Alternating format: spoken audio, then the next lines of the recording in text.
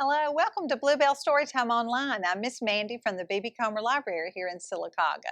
Just want to remind you that September is National Library Card Sign-Up Month. So if you do not have a library card with us, please come in and get one. Your first card is free for adults and for children. And I know we've had a lot of students in since school has started, needing accelerated reader books. And we have plenty of those. All our AR books are marked with an orange dot. So please come in and get a card and get some good books to read. All right, the first book I want to read is called Pete the Cat Checks Out the Library. And I'd like to thank the author, James Dean, and the publisher, Harper Festival Publishers, for allowing me to share this book with you. So here we go. Pete the Cat Checks Out the Library. Everybody loves Pete the Cat, I think. Pete's mom is taking him to the library for the first time. The librarian gives Pete his very own library card. "Cool," says Pete. The librarian smiles. "Time for the tour." The librarian takes Pete through the library. There is a big desk where people wait to check out books. Pete sees some of his friends reading at a long table. It's very peaceful and quiet. How relaxing. The librarian takes Pete to her favorite room. There are lots of Pete-sized chairs and tables and shelves. There are books of every shape, size, and color. "What do I do now?" Pete asks. "Now you read a book," the librarian says. "Which book should I read?" asks Pete. "You can read any book you like," says the librarian. Pete looks around. There are so many books. Pete picks up a book all about airplanes and jets. He reads it and pretends he is a stunt pilot. He flies a super fast jet and does loop-the-loops and spirals high in the sky. Then Pete finds a book with dragons, wizards, and unicorns on the cover. He reads it and imagines that he is a powerful wizard, using magic spells and a special wand to defend his castle against a fire-breathing dragon. Next, Pete opens up a book about spiders and insects. He reads it and imagines that he is a scientist studying all types of critters in the wild. He has to be very still to study some critters and very fast to study others. Then Pete chooses a book with all sorts of scary monsters on the cover. It is a book of fairy tales. Pete reads it and pretends that he is in a dark, spooky forest trying to outsmart a big bad wolf. Pete puts that book back on the shelf. It is too scary. Pete opens up a book about the pyramids in Egypt. He reads it and pretends that he is an explorer riding a camel across the desert and climbing to the top of a giant pyramid. Next, Pete picks a book with all sorts of robots on the cover. He reads it and imagines that he is a robot at a robot dance party. His arms and legs make whizzing sounds when he moves. When Robot Pete speaks, he says, "Bleep, bloop, bleep." Next, Pete picks up a book about superheroes. He reads it and makes believe that he is a superhero. He flies around the city in a colorful cape, chasing bad guys and saving the day. Then Pete spots a big book about the ocean and all its creatures. He reads it and imagines that he is a scientist in a submarine deep in the Atlantic Ocean, looking for whales, squids, and sharks. There are so many wonderful books to read at the library. Pete can be whatever he imagines with a book. Reading is super groovy. Great. Well, I want you to be like Pete and come by the library, get some good books, and you'll find, like Pete did, that reading is super groovy. All right, now I've got a super groovy song I want you to sing with me. You may already know this. It's Five Little Monkeys Swinging in the Tree. All right, let's sing it together. 5 little monkeys swinging in the tree, teasing Mr. Alligator, you can't catch me. Along comes Mr. Alligator, quiet as can be, and snapped that monkey right out of the tree. 4 little monkeys swinging in the tree, teasing Mr. Alligator, you can't catch me. Along goes Mr. Alligator, quiet as can be, and snapped that monkey right out of the tree. 3 little monkeys swinging in the tree, teasing Mr. Alligator, you can't catch me.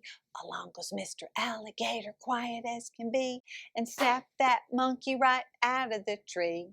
2 little monkeys swinging in the trees, teasing Mr. Alligator, you can't catch me. Along goes Mr. Alligator, quiet as can be, and snapped that monkey right out of the tree. 1 little monkey swinging in the tree, teasing Mr. Alligator, you can't catch me. Along goes Mr. Alligator, quiet as can be, and snapped that monkey right out of the tree. Now there's no more monkeys left in the trees. The next book I'd like to share with you is another one of my very favorites, The Library Dragon.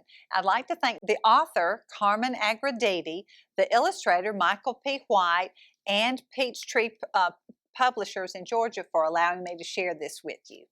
The Library Dragon. Sunrise Elementary School had a big problem. The new librarian, Miss Lotta Scales, was a real dragon. Miss Lotta Scales was hired to guard the library, and she took her job seriously. Hundreds of new, clean books replaced the old, smudged ones. These shining gems neatly lined the shelves of her library lair in perfect order. No 398.2s in the 500s, and absolutely no fiction among the biographies. She kept a fiery eye out to make sure no one removed any books from the shelves. Her motto was, "A place for everything, and that's where it stays." The very thought of sticky little fingers touching and clutching, pawing and clawing, smearing and tearing her precious books just made her hot under the collar. Miss Scales thought that the way some books spread an unfounded fear of dragons was positively inflammatory. Books that depict cruelty to dragons should never have been published in the first place. She got so fired up about this, she didn't just discard the books she didn't like, she incinerated them. The kids watched in awe. "Well, that settles it," whispered Albert Hoops. "Where there's smoke, there's fire. And that Miss Scales is a real dragon, all right." Not surprisingly, the kids at Sunrise Elementary School began to dread library day. It wasn't long before the teachers stopped sending the children to the library. They kept coming back singed. First, the principal tried to reason with Miss Scales, but his plan backfired. Instead of cooling her down, he just fanned the flames. "And finally, don't forget who does the hiring, Miss Scales," sputtered the principal. "Oh, really? And who does the firing?" asked Miss Scales with a glare and a flare that caught his tie on fire. "Now cut that out," said the principal as he waved the smoke out of his face. "No smoking in the library," Miss Lotta Scales said dryly. The principal fumed. The teachers were incensed. Worst of all, the children had missed reading and story time for weeks, and their grades were going up in smoke. So the teachers formed a delegation, and after a trip to the cafeteria kitchen to fortify themselves, they paid a visit to Miss Scales. Miss Lotta Scales smoldered as she listened to sweet Miss Lemon, the kindergarten teacher. "And most importantly, Miss Scales, dear, the children miss story time." "Story time, schmory time," blew Miss Lotta Scales. "Why, if I let the children touch these books with their gooey fingers and snotty noses, this library wouldn't last a week." And she stared so furiously at the teachers that they threw down their weapons and clanged out. All except sweet Miss Lemon. You know, Miss Scales, we all love the books as much as you do, but the library belongs to the children. Good night, Miss Lemon, you slay me, cracked Miss Scales. Why, the idea of story time is simply medieval. As usual, the dragon had the last word. That Miss Lemon is a real spitfire, chuckled Miss Scales. But she had spewed so much smoke and fire at sweet Miss Lemon that she had to lie down for a nap. She was really dragon. In fact, she was burned out. Being a library dragon can be such a lonely job, she mumbled sadly to herself as she heaved a mighty sigh and closed her scaly lids. It was at that very moment that Molly Brickmeyer accidentally wandered into the library. Molly was on a quest. She had lost her glasses and couldn't see a thing without them unless it was right under her nose.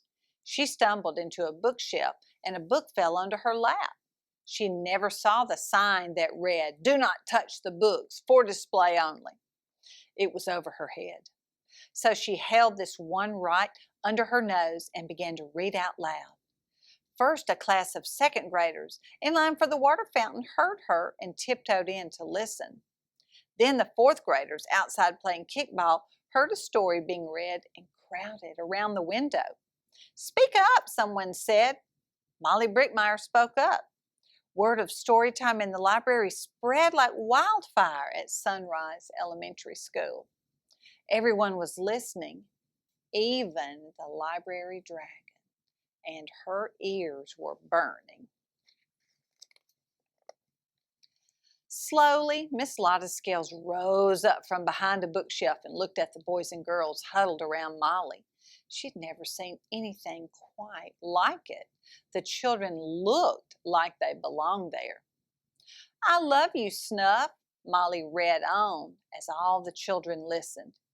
"Give me that book," Molly Brickmeyer roared Miss Scales. Molly held the book cheerfully toward the scaly blur. Miss Lotta Scales took the book and eyed it suspiciously as it hung from her claw. First she sniffed it, then she checked the spine for cracks, then she checked each page for stains and smudges. Finally, Miss Scales looked around at the children and cleared the smoke from her throat. "Now, where were we? Why, yes, I love you, Snuff." At first, the children were too nervous to listen, but when Molly Brickmeyer climbed up onto Miss Lotta Scales' lap and didn't get scorched, they relaxed. "You're warm," whispered Molly. "Don't interrupt," Miss Scales crackled. Everyone was listening so intently that they almost missed it.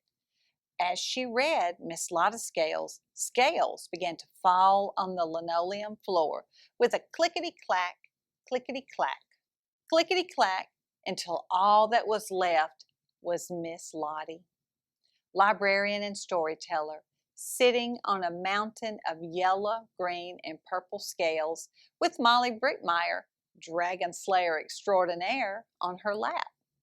The rest of the children warmed up to Miss Lottie right away.